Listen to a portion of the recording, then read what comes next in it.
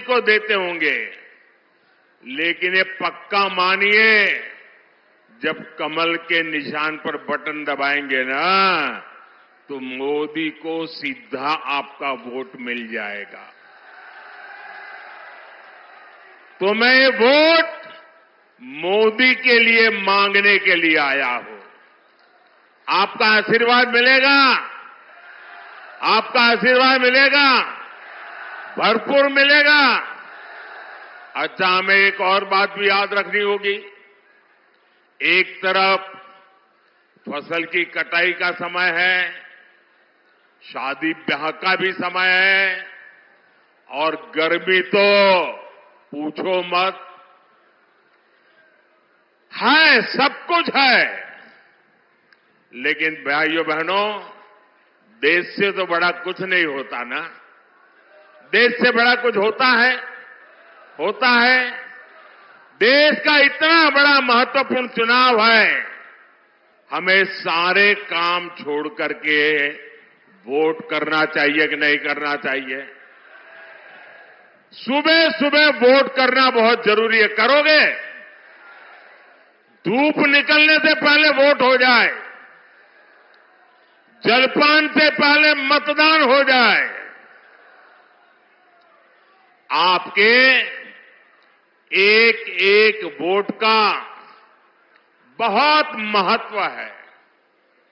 अब आप देखिए, पहले आए दिन बॉर्डर पर बम गोले चलते थे, गोलियां चलती थी, और आए दिन हमारे वीर सपूत शहीद होते थे। तिरंगे में लिपट करके उनका शरीर घर लौटता था। आज ये सब बंद हो गया कि नहीं हो गया? सबकी बोलती बंद हो गई कि नहीं हो गई? उनकी तोप और बंदूक बारूद सब बिक गए कि नहीं बिक गए? पहले आए दिन आतंकी बम फोड़ते थे, सीरियल ब्लास्ट होते थे। अयोध्या को नहीं छोड़ा, काशी को नहीं छोड़ा, हर बड़े शहर में आए दिन बम धमाका। अब सीरियल बम धमाकों पर भी अब फुल स्टॉप लग गया है कि नहीं लग गया है? और जो फर्स्ट टाइम वोटर है ना, उनको शायद याद नहीं होगा। तब वो 5 साल, 7 साल, 8 साल, 10 साल के होंगे। जरा याद कीजिए, आपके परिवार में पूछिए, उस समय अखबारों में, टीवी पर एडवर्टाइजमेंट आता था।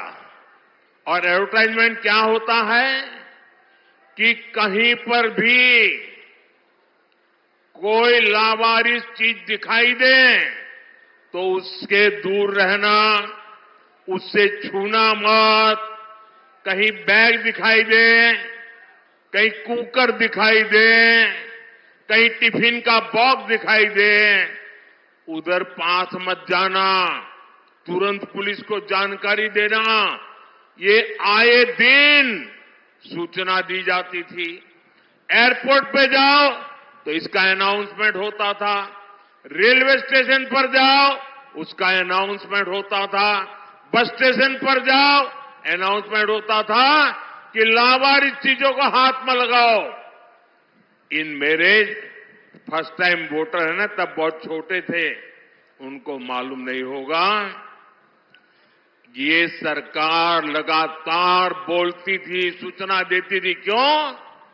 क्योंकि इन लावारिस चीजों में बम रखे जाते थे और कोई निर्दोष व्यक्ति उसको हाथ लगाता था, वो मौत के घाट उतर जाता था। भाइयों बहनों, ये मोदी योगी का कमाल है। ये सारा बंद हो गया। हुआ कि नहीं हुआ? शांति मिली कि नहीं मिली? और जब शांति मिलती है तो सुरक्षा मिलती है तो विकास होता है कि नहीं होता है? पहले आर्टिकल 370 के नाम पर जम्मू कश्मीर में अलगाववादी शान से जीते थे और हमारे फौजियों पर पत्थर चलाते थे। अब इन सब पर फुल स्टॉप लग गया कि नहीं लग गया? लग गया कि नहीं लग गया? पहले अलीगढ़ में भी आए दिन कर्फ्यू लगता था।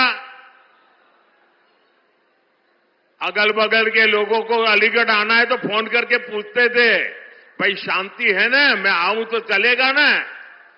शादी की तारीख तय करनी हो तो पूछते थे, यार कहीं दंगा हो जाए, ऐसे इलाके में शादी नहीं करेंगे, कहीं और करेंगे। ये हाल था कि नहीं था? ये गया कि नहीं गया? ये योगी जी ने करके दिया है आपको। साथियों, दंगे, हत्या, गैंग वॉर, फिरौती, ये सब तो सपा सरकार का ट्रेडमार्क ही था। यही उनकी पहचान थी और उनकी राजनीति भी उसी से चलती थी। एक समय था जब हमारी बहन बेटियां घर से बाहर निकल नहीं पाती थी। योगी जी की सरकार में अपराधियों की हिम्मत नहीं है कि वो नागरिकों का अमन चैन बिगाड़े। साथियों, कांग्रेस, सपा जैसी पार्टियों ने हमेशा तुष्टीकरण की राजनीति की और मुसलमानों के राजनीतिक, सामाजिक, आर्थिक उत्थान के लिए कभी कुछ नहीं किया। और जब मैं पसमानदा मुसलमानों की मुसीबत की चर्चा करता हूं तो इनके बाल खड़े हो जाते हैं, क्योंकि ये ऊपर के लोगों ने मलाई खाई है और ये पसमानदा मुसलमानों को भी उसी हालत में जीने के लिए इन लोगों ने मजबूर कर दिया है। साथियों, इसी क्षेत्र में 3 तलाक से पीड़ित कितनी ही बेटियों का जीवन तबाह हो गया था। और सिर्फ बेटियों का नहीं, और 3 तलाक के कारण मुसीबत में आई उस बेटी, उसके पिता, भाई, परिवार सब परेशान हो जाते थे। अब मोदी ने 3 तलाक के खिलाफ कानून बनाकर उनका जीवन भी सुरक्षित किया है।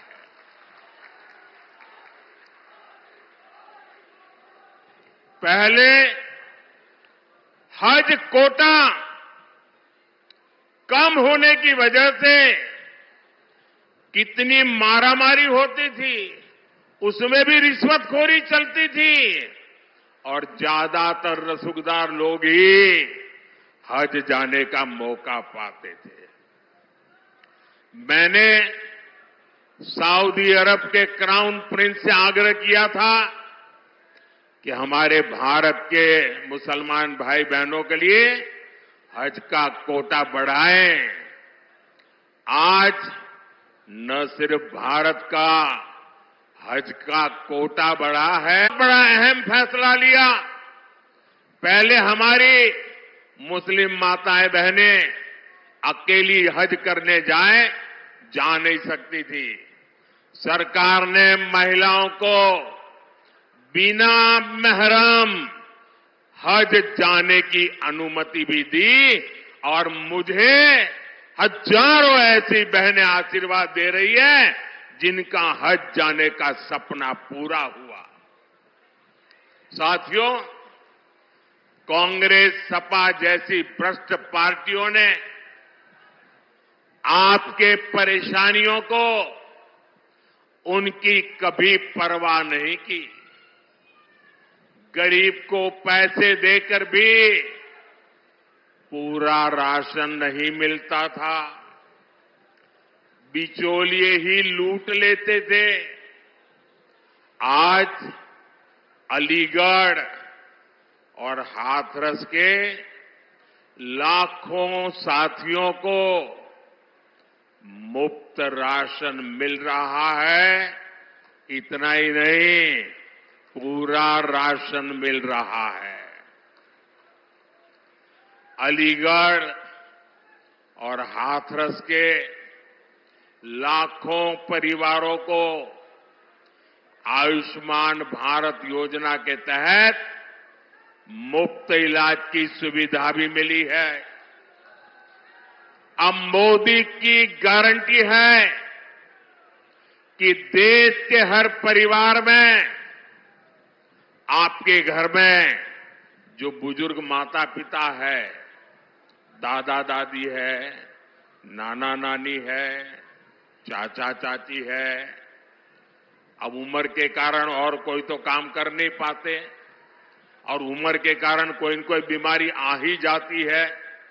अब आपके डबल जिम्मा होता है, एक तो परिवार के बुजुर्गों को संभालना, दूसरा जिम्मा होता है अपने बच्चों का भविष्य बनाना, और उसमें अगर बुजुर्ग कोई बीमार हो गए तो सारा बोझ आप पर आ जाता है।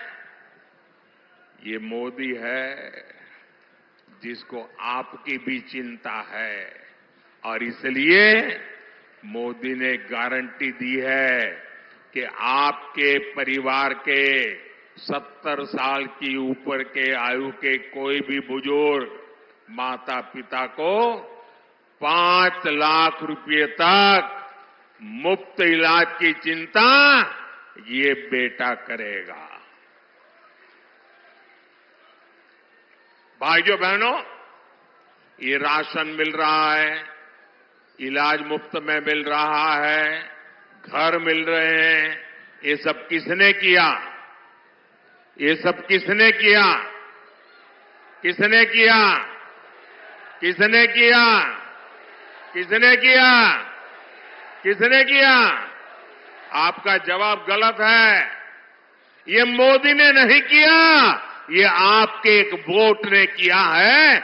आपके वोट की ताकत है जिसके कारण गरीब का भला हो रहा है। और इसलिए इसका जो पुण्य है ना, उस पुण्य के आप भी उतने ही हकदार हैं। भाइयों और बहनों, आजकल जब मैं कहता हूं कि 10 साल में जो किया वो तो ट्रेलर है, ट्रेलर।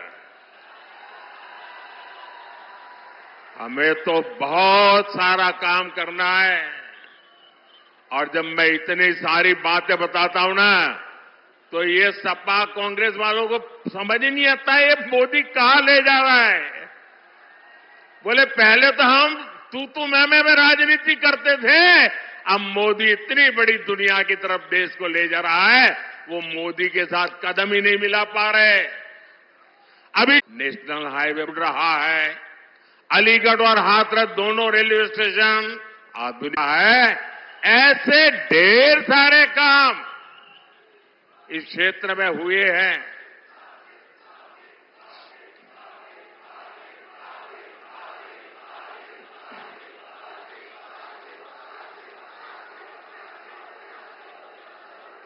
अब आप मुझे बताइए, इतने सारे काम हो जाए तो किसी को भी आराम करने का मन कर जाए कि न कर जाए?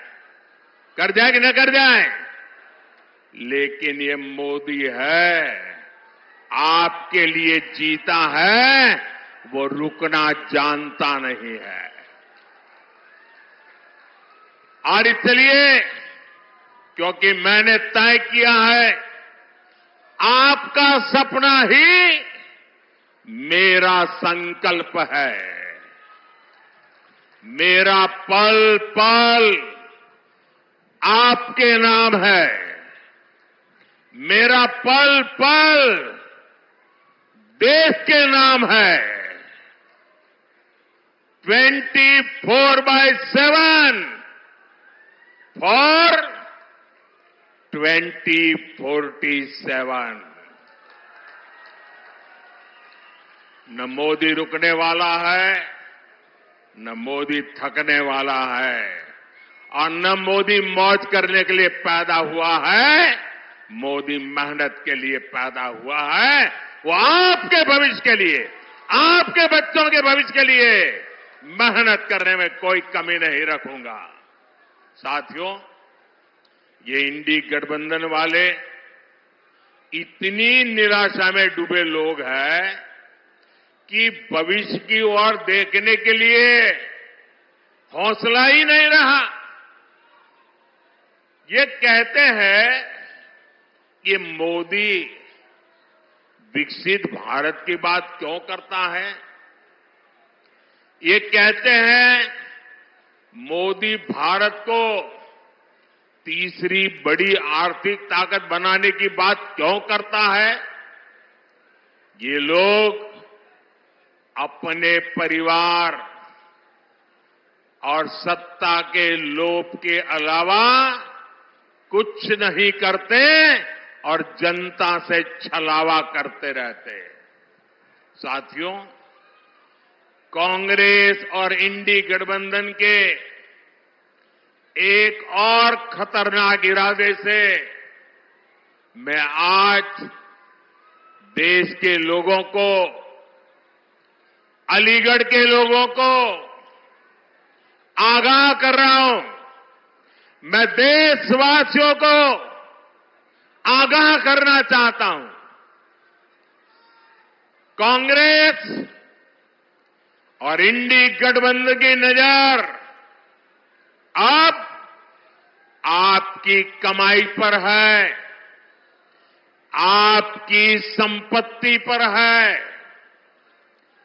कांग्रेस के शहजादे का कहना है कि उनकी सरकार आई तो कौन कितना कमाता है, किसके पास कितनी प्रॉपर्टी है, किसके पास कितना धन है, किसके पास कितने मकान है, उसकी जांच कराएंगे।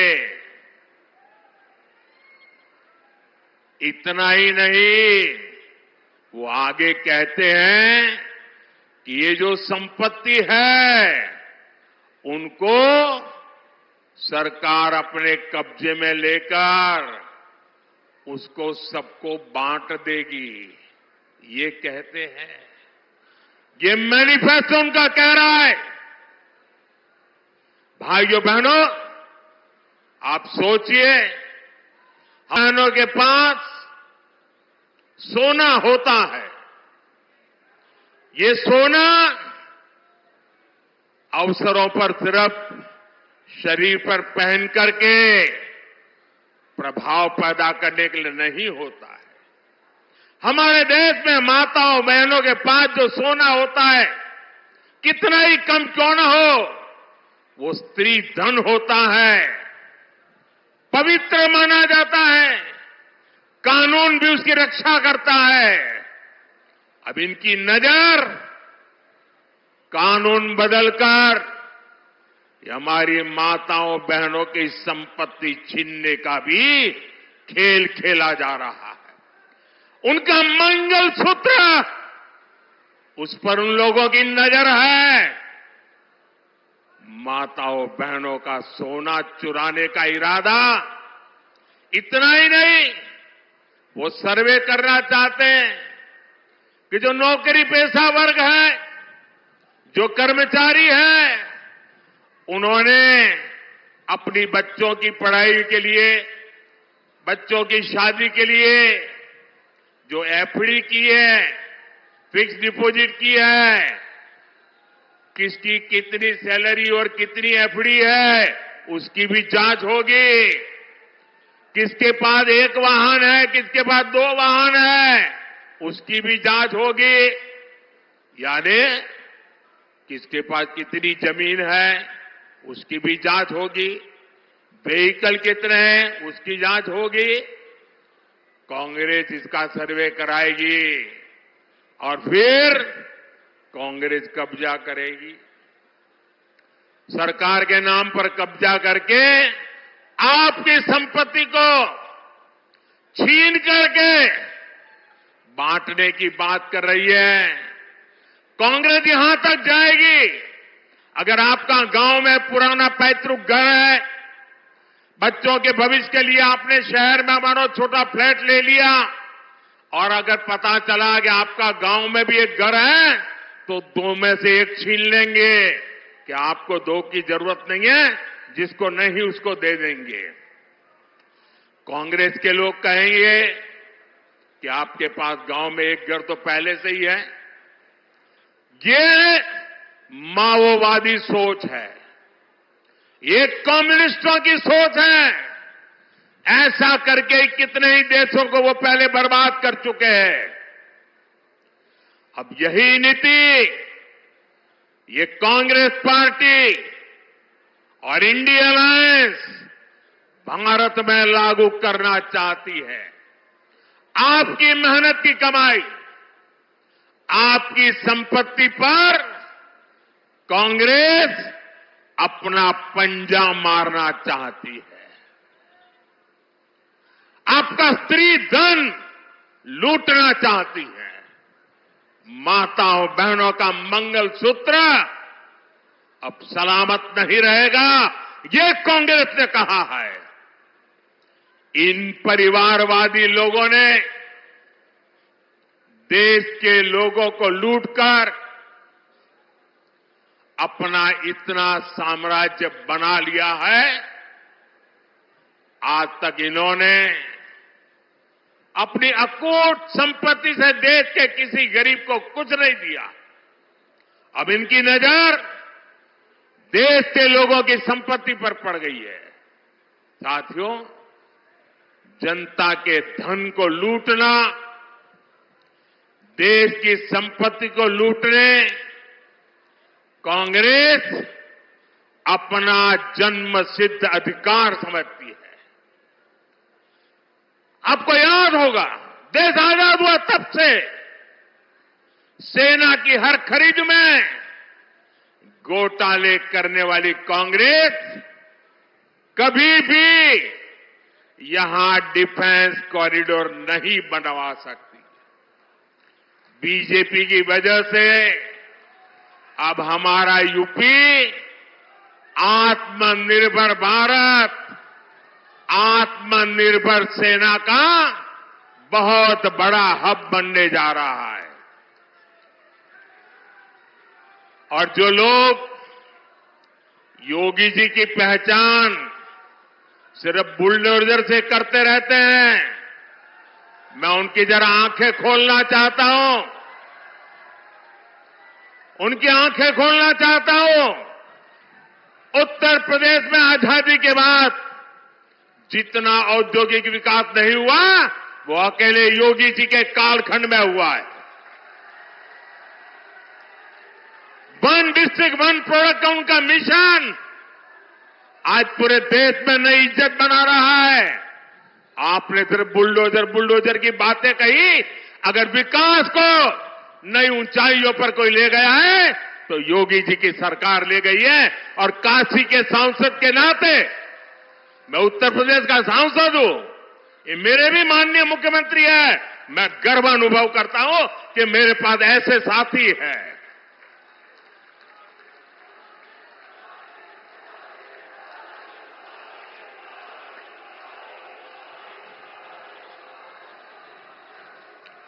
कुछ दिन पहले ही हमने ब्रह्मोस मिसाइल की पहली खेप फिलीपींस को निर्यात की है। आने वाले दिनों में ये घातक ब्रह्मोस, ये मिसाइल भी हमारे यूपी में बनेगी। अलीगढ़ में डिफेंस कॉरिडोर में आपको गर्व होता है कि नहीं होता है? ब्रह्मोस मिसाइल बने यहां, कौन होगा जिसको गर्व नहीं होगा भाइयों? साथियों, डिफेंस कॉरिडोर के साथ ही इस क्षेत्र के पास डेडिकेटेड फ्रेट कॉरिडोर की भी ताकत है। मालगाड़ियों के लिए जो अलग रूट बनाया गया है, इससे यहां दूसरे उद्योगों को भी बहुत ज्यादा फायदा होगा। अलीगढ़, हाथरस और आसपास के छोटे, लघु और कुटीर उद्योग, ये सभी विकसित भारत की ऊर्जा है। आपके काम को बढ़ावा मिले, इसलिए योगी जी की सरकार वन डिस्ट्रिक्ट वन प्रोडक्ट पर और अब पूरे देश में वन डिस्ट्रिक्ट वन प्रोडक्ट पर बल दिया जा रहा है। और अलीगढ़ के ताले हो, हाथरस की हिंग हो,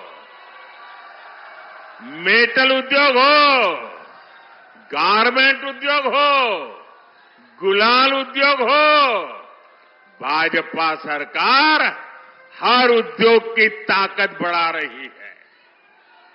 यहां के लघु उद्योगों को मुद्रा योजना से भी बहुत मदद मिली है।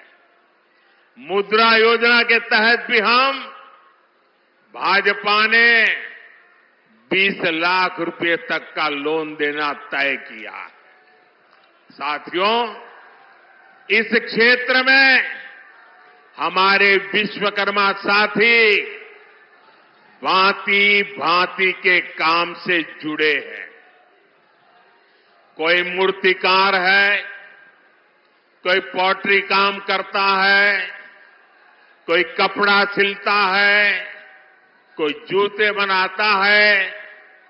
ऐसे मेरे सभी परिवारों के लिए 13,000 करोड़ रुपए की विशेष पीएम विश्वकर्मा योजना बनाई गई है। साथियों, मोदी की हर गारंटी का सीधा लाभार्थी गरीब है। लाभार्थी मेरा गरीब को लाभ मिलता है। मेरा दलित भाई परिवार है, मेरा पिछड़ा भाई परिवार है। और इन गारंटियों का लाभ मध्यम वर्ग को भी होता है। फैक्ट्री वाले को, दुकान वाले को, मजदूर को, गाड़ी चलाने वाले को, सबको होता है। अब जैसे अलीगढ़ और हाथरस में गरीबों के 40,000 से ज्यादा पक्के घर बन चुके हैं। इन घरों को बनाने के लिए जो सामान लगता है, वो तो यहां के कारखानों से, यहां की दुकानों से ही जाता है। यानी गरीब को घर मिला और बाकियों को उससे काम मिला। और अब तो मोदी ने 3 करोड़ नए घर बनाने की गारंटी दी है। और घर बनेगा तो सीमेंट लगेगा, ईंट लगेगी, टाइल भी लगेगी, दूसरा हार्डवेयर भी लगेगा। और इतना ही नहीं, जब झुग्गी झोपड़ी में रहता है तब ताला लगता है क्या? नहीं लगता ना। और घर मिल गया तो ताला लगेगा कि नहीं लगेगा? और ताला कहां से जाएगा? ताला अलीगढ़ से जाएगा। आप कल्पना कीजिए, कितने ही गरीबों का जीवन सुधरेगा, कितना कारोबार बढ़ेगा। भाइयों और बहनों, इस क्षेत्र को गंगा और यमुना दोनों का आशीर्वाद प्राप्त है। यहां खेती, किसानों को ताकत कैसे मिले, गन्ना किसानों की ताकत कैसे बढ़े, इसके लिए भाजपा लगातार काम कर रही है। हमने पीएम किसान सम्मान निधि के तहत अभी तक करीब 3 लाख करोड़ रुपए किसानों के खाते में भेजे हैं। अब हमने सहकारी क्षेत्र में अनाज भंडारण की सबसे बड़ी योजना शुरू की है। बीजेपी ने अपने मैनिफेस्टो में भी कहा है कि हम आलू, टमाटर, प्याज इन किसानों के लिए विशेष स्टोरेज क्लस्टर बनाएंगे। इसका बहुत अधिक लाभ अलीगढ़ और हाथरस के किसानों को होगा। साथियों, ये क्षेत्र ब्रज की देहरी है, 84 कोस परिक्रमा की धरती है। यहां खैरेश्वर महादेव और 9 देवी सिद्धपीठ जैसे आस्था स्थल है। यहां तीर्थ यात्रा और पर्यटन के लिए अद्भुत संभावनाएं हैं।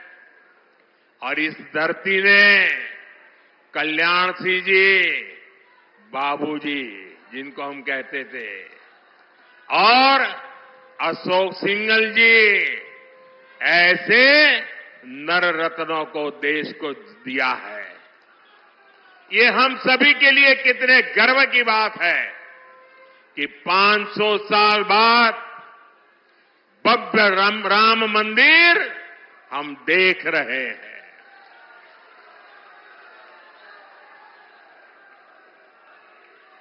और जब भव्य राम मंदिर की बात आती है ना, तो उनकी नींद उड़ जाती है।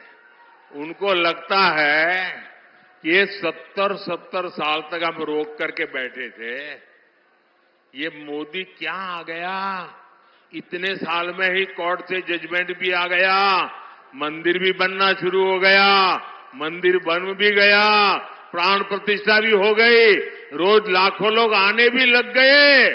अब इनकी नींद उड़ गई है, मैं क्या करूं बताओ। और इसलिए इतने गुस्से में है, ये इतने गुस्से में है कि प्राण प्रतिष्ठा के निमंत्रण को ठुकरा दिया। कोई ऐसा करेगा क्या? करेगा क्या? मुझे जब प्राण प्रतिष्ठा का निमंत्रण देने आए थे ना, तो मैंने जूते निकाल करके उस निमंत्रण कार्ड को हाथ में लेकर के अपने सर पे लगाया था। मैं उसे मेरा भाग्य मानता था। भव्य राम मंदिर आज के भारत को विकसित होने का आशीर्वाद दे रहा है। साथियों, अब आपको विकसित भारत बनाने के लिए भारत में एक मजबूत सरकार बनानी है। और इसके लिए भाजपा को वोट करना है, एनडीए को वोट करना है। मेरा आपसे अनुरोध है कि आप घर घर जाइए, सभी मतदाताओं जो जाकर के इन सारे विषय घर में बैठ करके बताइए और उनसे वादा करिए कि छुट्टी हो, शादी हो, कुछ भी हो, लेकिन वोट करने जाएंगे। उनसे वादा करिए, पक्का करिए। और दूसरा काम, जब मतदान होना तो उत्सव मनाइए अपने पोलिंग बूथ में। ये लोकतंत्र का उत्सव है, आनंद उत्सव होना चाहिए। छोटी छोटी 15-15, 20-20 की टोलियां गीत गाते गाते मतदान करने के लिए जाए। और हमारे गांव वाले तो तुरंत गीत बना भी देते हैं। लोकतंत्र का जय जयकार करते हुए जाए और ऐसा उत्सव मनाए और फिर मतदान कर करके वापस लौटे। और तीसरा काम, हमें पोलिंग बूथ जीतना है। हमें एक भी पोलिंग बूथ हारना नहीं है। घर घर जाओगे, घर घर जाओगे, जरा मुझे जोर से हाथ ऊपर करके बताइए, घर घर जाओगे, घर घर जाओगे, मतदाताओं